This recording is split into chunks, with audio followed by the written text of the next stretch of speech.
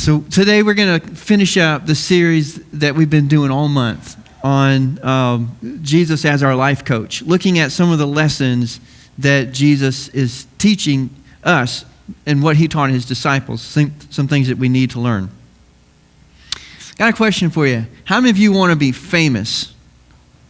We got to see a few hands going up. Want to be famous and great? You can tell the ones who really want it.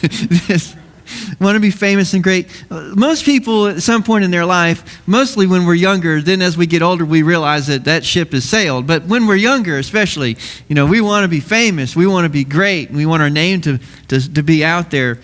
And so I thought it'd be funny. I went on Google because if you want to learn anything, you go to Google, right? You find out the answer. Well, so I typed in how to be famous. And sure enough, the very first thing that came up was an article on WikiHow. Anybody ever seen those articles on WikiHow on how to do things? Like they'll have how to do whatever, so many steps with pictures. And so sure enough, the first one on the list was how to become famous, 16 steps with pictures. It's like, whoa, how about that? How to be famous. You want to be a rock star or a movie star, or you want to be a pro athlete, you got to become famous. Here's the opening paragraph in the article.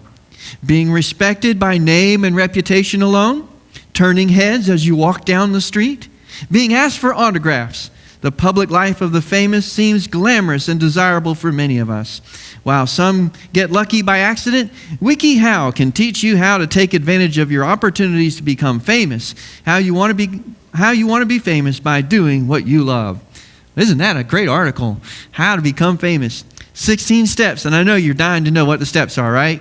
Here we go. Number 1, decide what you'll be famous for. That's pretty obvious. Be the best. That's pretty obvious. Find mentors. Be unique. Learn as much as you can about the field you want to crack into. Brand yourself. Get the word out. Turn disadvantages into strengths. Risk failure. Surprise people with your depth. Do other things. Surround yourself with famous people. Apply for reality television programs in Britain and the U.S. Please don't do that. Develop relationships with famous people. Yeah, my buddy Brad Pitt and I were having coffee last week. Distinguish yourself on the internet and distinguish between fame and infamy. Those are the 16 steps to becoming famous. So I hope you wrote those down. If not, go to Google, look it up. It's there. You can learn how to be famous.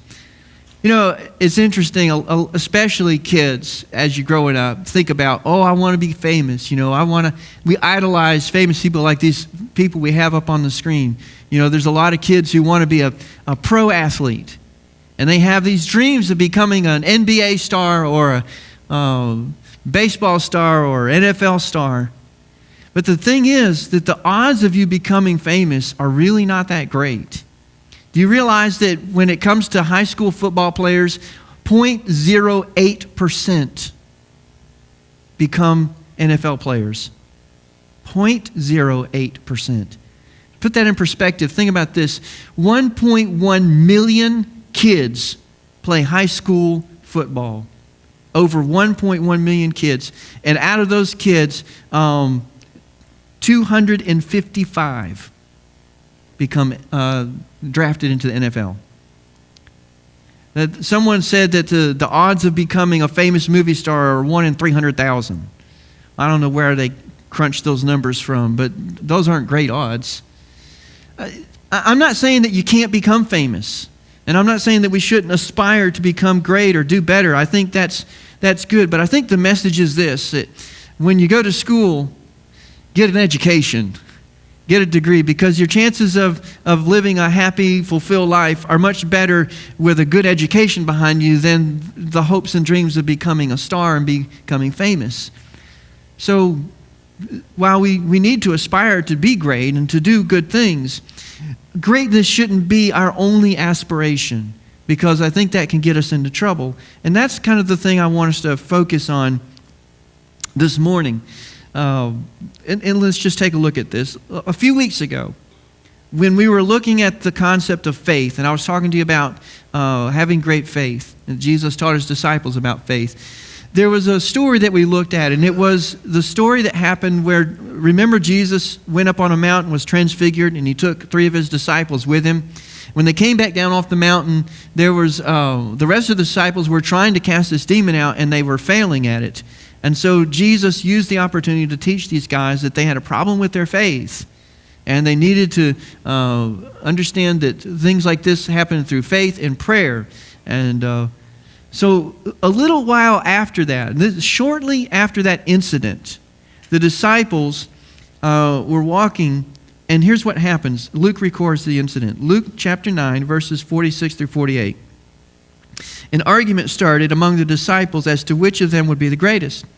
Jesus, knowing their thoughts, took a little child and had him stand beside him.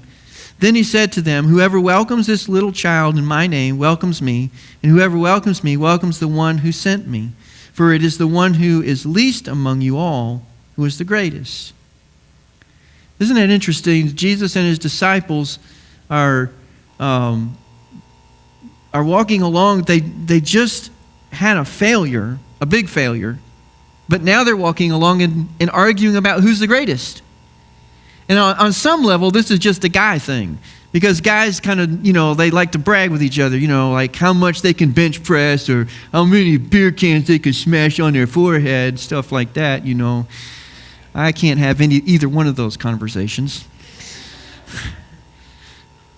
But these guys, they're bragging about who's the greatest in the kingdom, And you can kind of picture this thing unfolding. Peter's like, "Well, yeah, we come down off the mountain. You guys are trying to cast out a demon, bunch of losers. We could have done that with our eyes closed. James and John and I, we would, if we'd have been there, it'd have been okay. We're the greatest in the kingdom. Jesus took us up on the mountain, we're the special ones." So you can kind of see how this would kind of develop. Now, I don't know that's what they were talking about. I'm just imagining. But on some level, they were arguing about which one of them is the greatest one. Jesus stops their argument cold. And he does it by bringing a little kid and setting them next to him. And the reason he does that is because in their culture, kids were not famous for anything. Kids were not important in society. They hadn't done anything or accomplished anything, and they were to be seen and not heard, that sort of thing. And so Jesus says that the people who are the least respected in the world are the most important in the kingdom. So God's understanding of greatness and respect is not the same as the world's understanding of greatness. He's trying to get his disciples to understand that greatness in God's kingdom doesn't look the same as greatness in the world. And so with that in mind, I think there's a few thoughts that we can look at that will help us kind of understand this idea. Because there were many times that Jesus had to teach his disciples this same lesson over and over again. And it's simply because as human beings, we all have the same tendency to want to be great and to be better than somebody else. And once again, I'm not saying that you shouldn't strive to do your best. You should. But if greatness is our goal, it might not be the right goal. So here's why I say that. The first one is this. When we serve others, we follow the example of Christ. When we serve others, we follow the example of Christ. Here's another occasion where Jesus was teaching his disciples the same truth. Matthew 20, 27 through 28. "And whoever wants to be first among you first must be your slave. Just as the Son of Man did not come to be served, but to serve, and to give his life as a ransom for many." So Jesus showed up on planet Earth to give us an example of how to live. And what he taught us was that he came to serve, not to be served. And in natural thinking, you and I would have said, well, he's the king of the universe. He's the creator of all things. We ought to bow before him and serve him and bring him his water and, do everything for him. But instead, Jesus spent his ministry going around and serving other people. Praying for the sick when he was dog-tired, till he was nearly physically collapsing. He was praying for the sick, casting out demons, meeting people's needs. Everybody was coming to him. Everybody was coming to him. But Jesus put aside his own needs to help other people. And he did it as an example. The greatest example was when Jesus met with his disciples on Passover before he was crucified. And what did he do? He washed their feet. And then he said, I've done this to teach you a lesson, that you're to wash one another's feet. You're not too big to bow down and serve somebody else. And he said, now if I can do that for you, you can do it for each other. So when we serve other people, what we're doing is we're following the example of our Lord. We're being like Jesus. And after all, isn't that what it means to be a Christian? To be like Christ? Well, then I think it means we need to serve one another.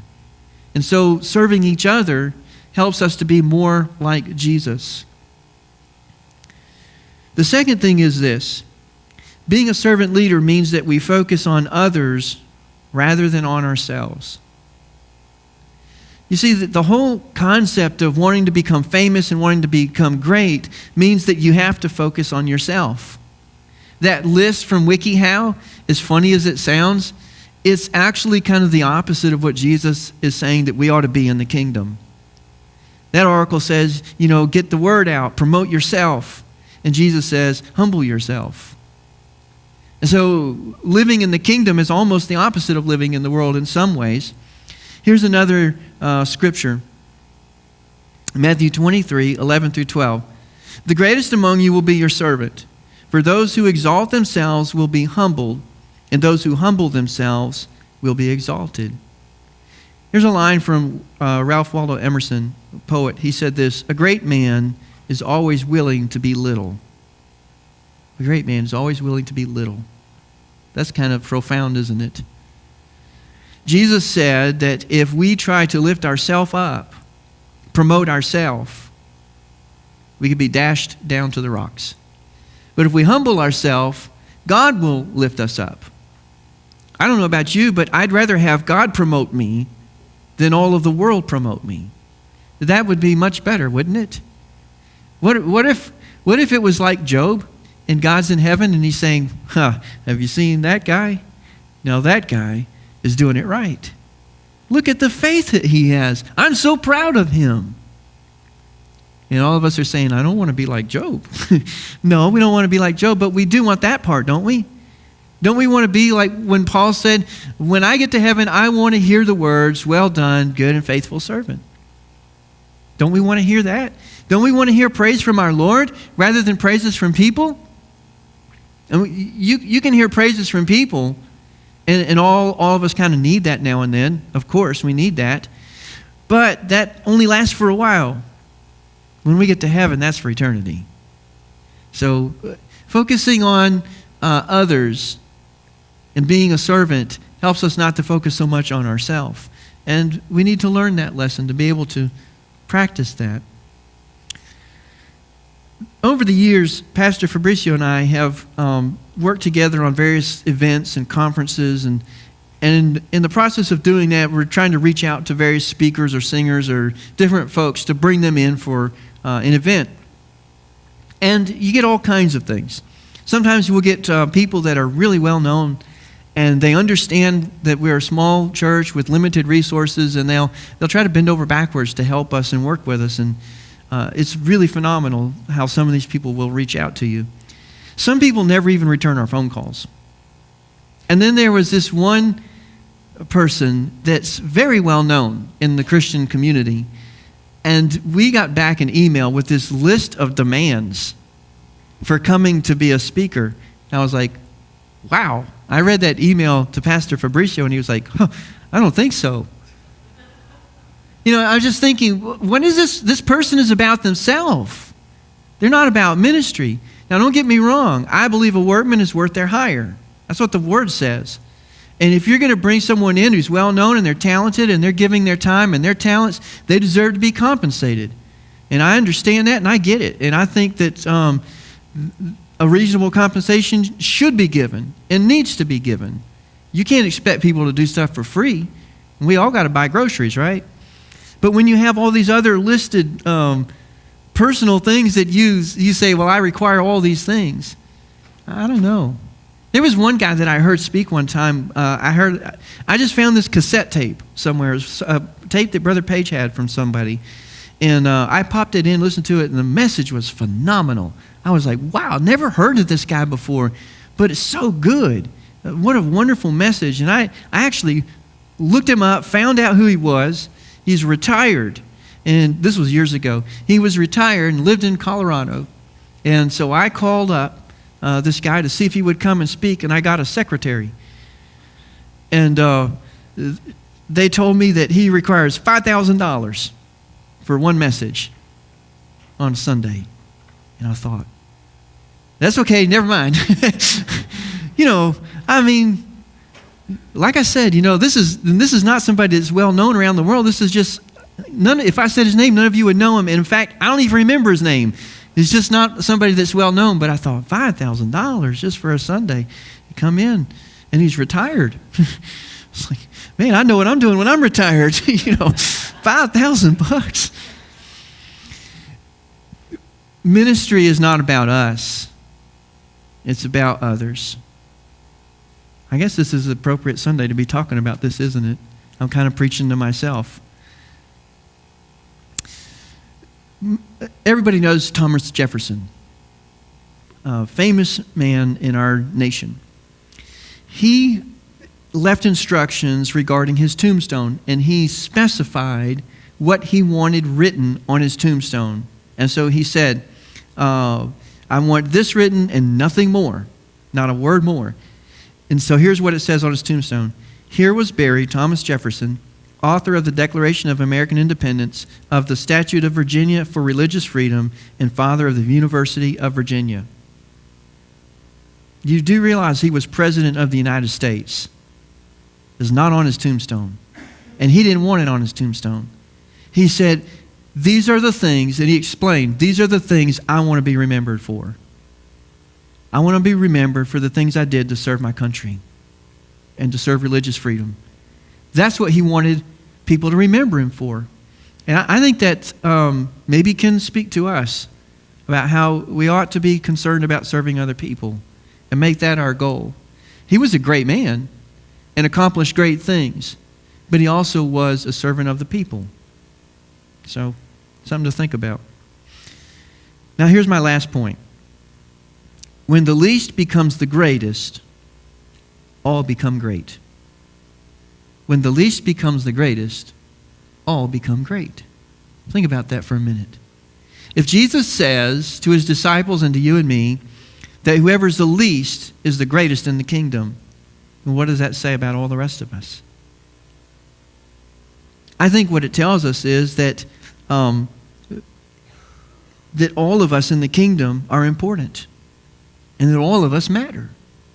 That there are no people in the kingdom that are insignificant or the least, but we're all great in the eyes of God.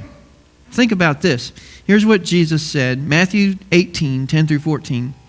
See that you do not despise one of these little ones, for I tell you that their angels in heaven always see the face of my Father in heaven. What do you think? If a man owns 100 sheep and one of them wanders away, will he not leave the 99 on the hills and go to look for the one that wandered off? And if he finds it, truly I tell you, he is happier about that one sheep than about the 99 that did not wander off. In the same way, your Father in heaven is not willing that any of these little ones should perish. Because all of us are important to God. The least in the eyes of God is the greatest. You may think of yourself as being insignificant, unimportant, that you don't matter in the grand scheme of things, but I tell you that you do. And in the eyes of God, he looks at you and me and he says, those are my greatest. Those are my greatest. Can you imagine what it would be like for you and I to enter into heaven one day? Think about Miss Jane. She was with us a couple of Sundays ago. Now she's walking the streets of glory. Can you imagine? She's just as important in heaven as everybody else there. That's something to think about, isn't it? We think that everybody else is important. Can you imagine she's walking up to Abraham? Abraham sees her. She's like, oh, Abraham, I've been wanting to meet you. And Abraham says, man, I couldn't wait to meet you. Would you tell me, Miss Jane, what was it like for you to beat cancer? I heard that you survived cancer. What was that like? She walks down the street a little bit further and she runs into the Apostle Paul. Oh, Paul, I want to talk to you about some of the things you wrote. Paul says, oh, Miss Jane, I've heard about you. Can you tell me what it was like to live to 89 years and be as spry as you were? That's amazing. Can you tell me about your life? Who's the hero in heaven? Jesus. Who's famous in heaven? Jesus. The rest of us, we're all equal at the foot of the cross. One of these days, you and I can sit down and have a latte with Moses and discuss all kinds of stuff, just like we're buddies, because we're all equal at the foot of the cross.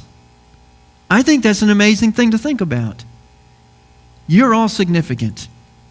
We are all significant. In God's eyes, He cares about each one of us.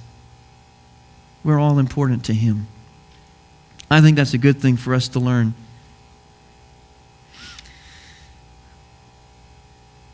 We're probably going to be surprised when we all get to heaven and we're going to find out that people we thought were great are just regular people. And someone that we thought was insignificant is actually somebody really significant in the kingdom. You can't judge a book by its cover. That's what they say. And you can't judge somebody by what you and I see on this life, on this planet. You and I have no idea what other people are doing that we don't see anything about. Because the thing is that when you decide to live like Jesus said to live, the path to greatness is not the path to promoting yourself, it's the path of promoting others. When you decide to live the path of greatness like Jesus taught, it means that you're reaching out to serve others and humble yourself rather than lift yourself up. And in the process, other people are being lifted up while you aren't. At least not in the eyes of people on this planet. But when we get to heaven, the truth will be revealed. Won't it? What a day it's going to be when we step through the gates of glory. And the Lord welcomes us in and says, wow, one of my greatest servants. I'm so glad to see you. You did a great job. You did a great job. I want to hear Jesus say that. Don't you? That's what we're living for. That's what we're striving for. To become great, not so much on this world, but in the eyes of the Lord. And if there's going to be anybody famous, it's going to be Jesus, and we're going to lift Him up and make His name famous. Let's do that. Let's strive to live our life that way. Let's pray together.